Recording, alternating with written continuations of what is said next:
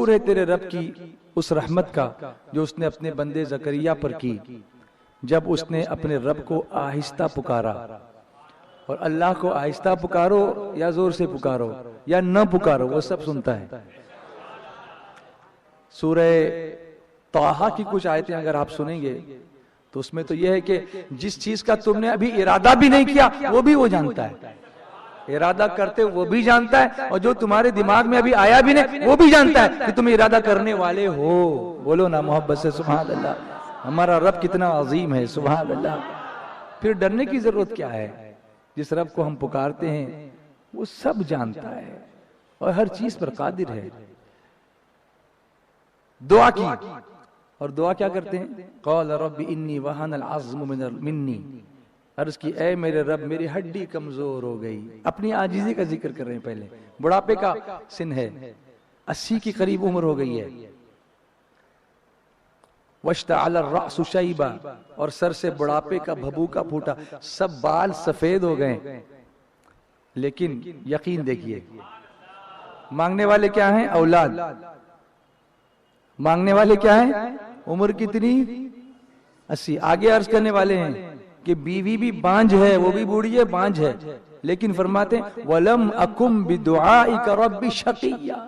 اے میرے رب میں تجھے پکار کر کبھی نامراد نہیں رہا, اس لیے تیری بارگاہ میں عرض کرتا ہوں کہ میں بوڑھا ہو گیا تو کیا ہوا, تیری قدرت اتنی ہے کہ اس بڑھاپے میں بھی مجھے تو اولاد دینے کی طاقت رکھتا ہے. دعا مانگے تو ایسے, ہم لوگ دعا مانگتے ہیں تو ایسے کہ ہم کو خود ہی یقین نہیں ہوتا کہ ہم مانگیں گے تو ملے گا کہ نہیں ملے گا. ہمارا ایسا عالم ہے. وہ ایک واقعہ سنا تھا, ایک جگہ بارش نہیں ہوئی تھی تو لوگ دعا کرنے کے لیے چلے, دعا استسقاء کرنے کے لیے کہ بارش کی دعا کریں گے.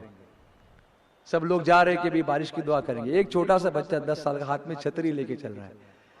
تو لوگوں نے کہا ارے عجیب آدمی, بارش نے چھتری کائے کے لیے کہا, دعا کرنے جا رہا ہوں نا, بارش آئے گی تو چھتری تو چاہیے.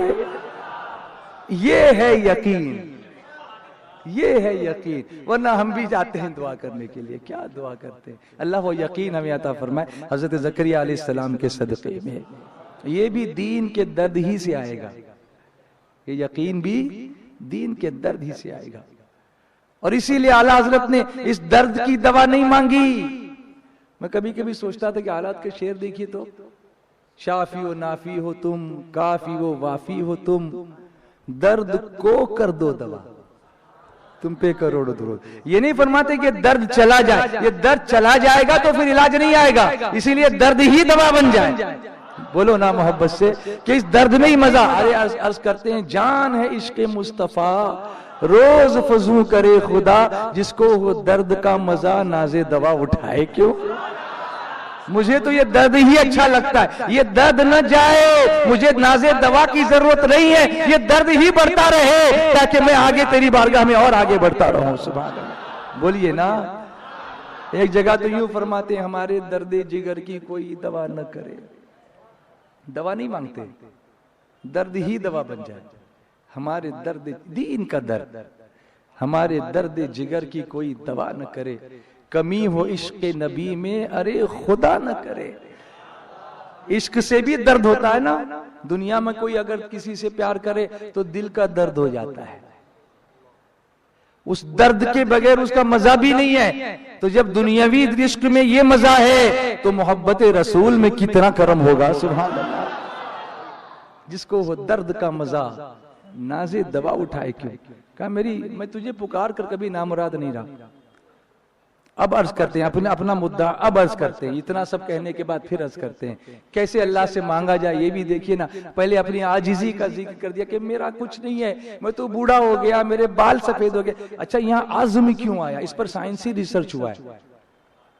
ہمارے جامعہ کے طلباء اس پر یہ ریسرچ کریں کہ لفظ عزم کیوں آیا یہاں پر. سائنٹیفک اعتبار سے آپ ریسرچ کریں اس پر کہ میری ہڈیاں کمزور ہو گئیں.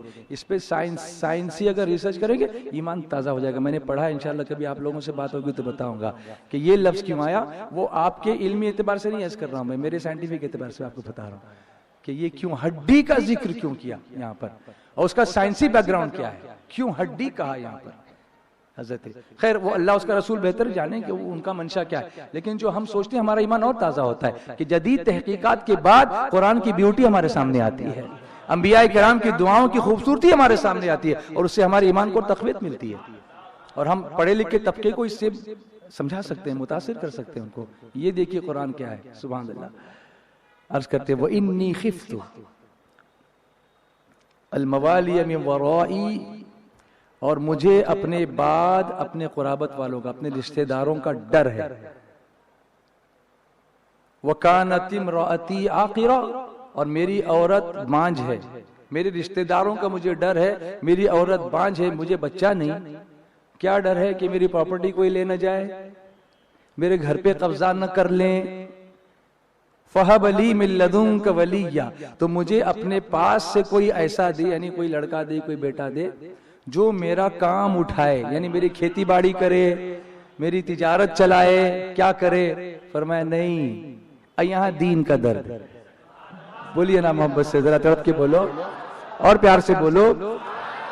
ڈر یہ ہے کہ وہ شریر لوگ جو رشتہ دار ہیں، چچا زاد وغیرہ، وہ میرے بعد دین میں رخنا اندازی نہ کریں، دین میں گڑبڑ نہ کریں، اس لیے میرا وارث پیدا کر دے تاکہ وہ دین کی ویلیوز کو آگے بڑھاتا رہے اور دین کا کام کرتا رہے۔ بولیے نا، یہ انبیاء کرام کا درد ہے، دین کا درد، دین کا درد ہے۔ اللہ تعالی ہمیں وہ درد عطا فرمائے۔ اور بہت کچھ مجھے بولنا ہے، لیکن انشاءاللہ پھر کبھی اللہ نے چاہا تو اسی کو، یا پھر اللہ جیسا چاہے، کبھی کبھی ہم کہتے ہیں آئندہ اس پر بولیں گے، پھر موقع ہی نہیں ملتا، یا پھر وہ موقع بدل جاتا ہے، کوئی دوسری بات آ جاتی ہے سامنے تو پھر اس پر بولنا پڑتا ہے۔